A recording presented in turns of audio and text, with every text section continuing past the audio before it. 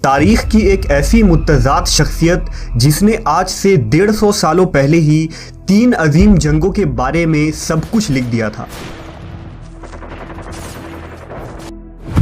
Freemason का वो पुरअसरार शख्स जिसने थर्ड वर्ल्ड वॉर की एक हैरत अंगेज प्रेडिक्शन की थी। इस वीडियो में हम एक मिस्टीरियस पर्सनैलिटी अल्बर्ट पाइक और उसकी तहरीरों के बारे में जानेंगे। अल्बर्ट पाइक एक poet, writer, lawyer, lecturer, army general और फ़लसफ़ी था। यानी ये शख्स कई शोबों में महारत रखता था। उसने जिस मैदान में भी कदम रखा एक फातह के तौर पर उभरा। ऐसी शख्सियत यकीनन सदियों में पैदा होती है। पाइक की पैदाइश 29 दिसंबर 1809 ईस्वी में अमेरिका के बोस्टन में हुई। उसने हार्वर्ड यूनिवर्सिटी से आला तालीम हासिल की और 1825 के बाद नॉर्थ बेडफोर्ड में स्कूल टीचर हुआ। साल 1833 में आरकानसास सुप्रीम कोर्ट में रिपोर्टर मुकर्रर हुआ, जहां उसने वकालत की तैयारियां की। इस सदी में वो एक मुसन्निफ की हैसियत से भी मशहूर हुआ और कई किताबें लिखीं।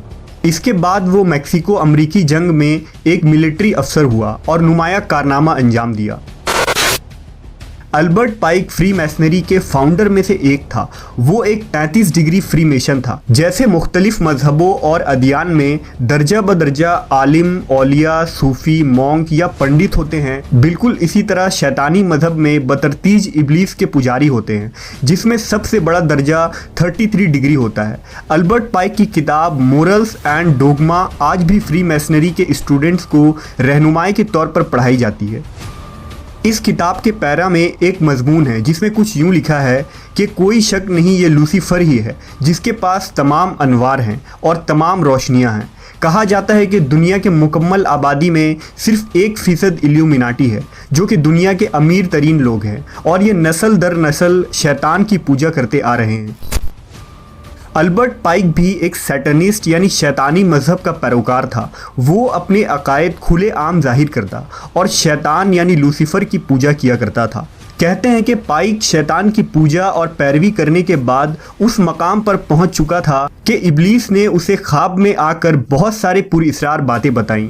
लिहाजा पाइक ने अपनी सीनियर आर्मी जनरल के नाम एक तहरीर लिखी जिसमें 3 आलमी जंगों की पूरी पेशनगोई लिखी गई थी, और पाइक का दावा ये था कि खुद शैतान ने उसे ये सारी बातें बताई हैं। इस तहरीर को लियो टैक्सल ने साल 1890 में पब्लिश किया था, यानी फर्स्ट वर्ल्ड वॉर के 25 साल पहले। इस तहरीर में पहली, दूसरी और तीसरी आलमी जंग कब और कहां होगी और किस मुल्कों के दरमियान होगी, ये तमाम बातें लिखी गई थी।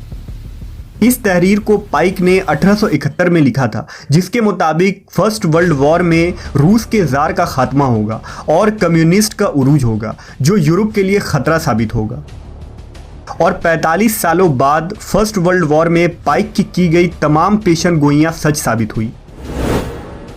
सेकेंड वर्ल्ड वॉर के मुतालिक पाइक ने लिखा था कि जर्मनी में नाजियों का जवाल होगा और फ़लस्तीन में यहूदी रियासत का क़याम होगा। साल 1939 से 1945 के दरमियान लड़ी गई दूसरी आलमी जंग में पाइक की कही गई तमाम बातें हर्फ बहर्फ सही साबित हुई। वर्ल्ड वॉर 3 के मुतालिक ने भी पाइक ने कई पेशन गोइयाँ की थी। पाइक ने लिखा है कि तीसरी आलमी जंग में इस्लामी मुल्कों के रहनुमा इल्यूमिनाटी, सिहूनी और फ्री मेशंस के लीडर से जंग करेंगे। इस जंग में तमाम ममालिक कूद पड़ेंगे। इस अजीम खाना जंगी और तबाही की वजह से पूरी दुनिया में मुआशी तंगी और क्राइसिस पैदा हो जाएगी। इस दौरान दज्जाल या एंटी क्रिस्ट निकल आएगा और वो सिहूनियों की मदद करेगा, जिससे पूरी सरजमीन पर लूसीफर की अजीम हुकूमत दोबारा कायम होगी। कॉन्स्पिरेसी थ्योरिस्ट के मुताबिक पाइक की ये तहरीर सिर्फ प्रेडिक्शन ही नहीं बल्कि एक प्लान थी, जो कि फर्स्ट वर्ल्ड वॉर और सेकेंड वर्ल्ड वॉर में उसकी तंजीम फ्रीमेसन और सिहोनियों की साजिशों से कामयाब साबित हुई। जबकि तीसरी आलमी जंग यानी थर्ड वर्ल्ड वॉर के लिए ये तंजीमें आज अपनी सतह पर पूरी कुव्वतों के साथ तैयारियां कर रही हैं। ये हम मुसलमानों का ईमान है कि क़र्ब क़यामत में एक अजीम जंग लाजमी होनी है जिसे अल मलहमा कहा गया है और जिसे यहूदी आर्मेगडॉन कहते हैं। ये वो खूनरेज़ जंग होगी जिसमें खुद इमाम ज़माना महदी अलैहिस्सलाम और हज़रत ईसा अलैहिस्सलाम दज्जाल के ख़िलाफ़ कुफ्र और इस्लाम की जंग करेंगे और अल्लाह की मदद से पूरे रोए ज़मीन पर कुफ्र का ख़ात्मा करके क़यामत से कबल ऐसी अजीम इस्लामी हुकूमत कायम करेंगे जिसकी झलक पूरी दुनिया देखेगी। क्या इल्यूमिनाटी और फ्रीमेशन जैसी तंजीमें दुनिया को तीसरी आलमी जंग के राह पर ले जा रही है? क्या इल्यूमिनाटी और फ्रीमेशन जैसी तंजीमें तीसरी आलमी जंग के रास्ते पर रवा हैं? पाइक की पेशन गोइयों में कितनी सच्चाई है? पाइक की इस पेशन गोई के मुतालिक आप अपनी राय कमेंट सेक्शन में ज़रूर दीजिए।